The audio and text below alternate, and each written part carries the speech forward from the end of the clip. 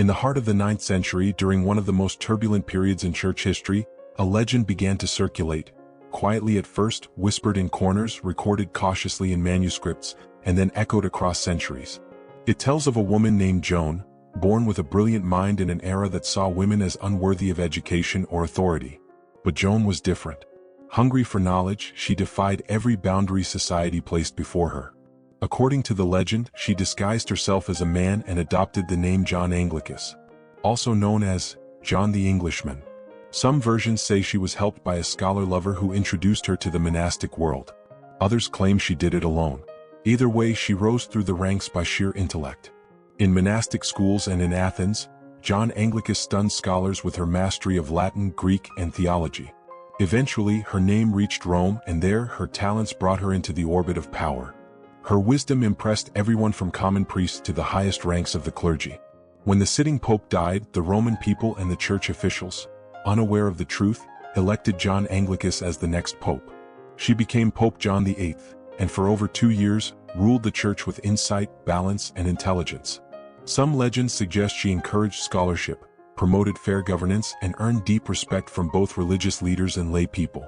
She was seen as just and holy, but her secret would not remain hidden forever.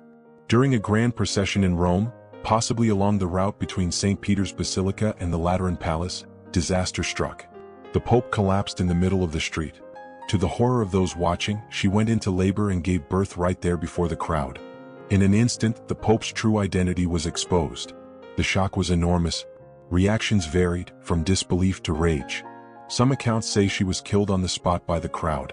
Others say she was quietly removed and placed in a convent. One version even claims she died from childbirth. Regardless of the outcome, the church took immediate action to erase her name from official history. But legends have a way of surviving erasure. Though historians debate her existence, the church's behavior in the centuries following is intriguing. The process of electing a pope began to change. The Papal Conclave, the practice of locking cardinals in isolation with a key to elect the next pope, was formally established later, in response to political interference and delays. But within the logic of the legend, Pope Joan's story planted the seed of secrecy. It revealed the vulnerability of an open election and the risks of deception. According to the tale, church leaders realized that if someone could so thoroughly fool the entire clerical system, tighter controls were necessary. The legend suggests that measures were introduced to verify the pope's identity and gender. One bizarre but often repeated claim is the use of the sedia sterceraria, a special chair with a hole in the seat, through which a cardinal would confirm the male anatomy of the newly elected pope. Historically, the conclave was born out of political necessity. But in the shadows of church tradition, the ghost of Pope Joan lingers.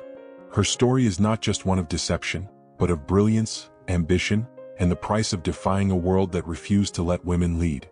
Whether she truly existed or not, the legend of Pope Joan has shaped the imagination of generations, and perhaps even the Church's own fear of what might happen if history repeated itself. And so, whether Pope Joan truly walked the halls of the Vatican or lived only in the pages of medieval imagination, her story endures, not because of scandal, but because it asks timeless questions. About power, about truth, about who gets to be remembered, and who is written out of history. If you enjoyed this story, there's more where that came from. The past is full of mysteries, buried truths, and forgotten figures who shaped the world in ways we're only beginning to understand. So stay curious, subscribe, and join me next time as we uncover another story history tried to hide. Until then, keep questioning, keep exploring.